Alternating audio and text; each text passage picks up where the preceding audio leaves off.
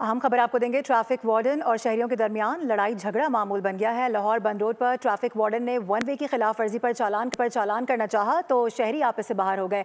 ये मामला क्या है, बात करेंगे। खुरम मलिक ज्वाइन करें। खुरम, बताएगा, इसकी वीडियो भी वायरल हुई है।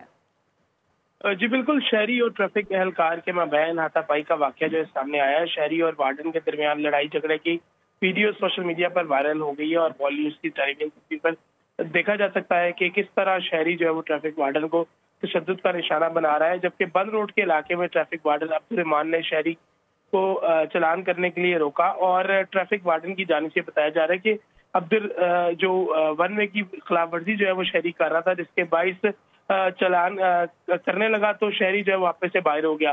दोनों की तलब कलामी के बाद हाथापाई जो है वो शुरू हो गई। जबकि वहां पर जो मौजूद ऐनी शाहिदीन थे उनकी जानिब से बताया जा रहा है कि ट्रैफिक वार्डन को जो है वो नाजेबा अल्फाज का इस्तेमाल भी किया गया। जबकि ट्रैफिक वार्डन की ठीक है, इस हवाले से आगाह करें खुरम मलिक, बहुत शुक्रिया।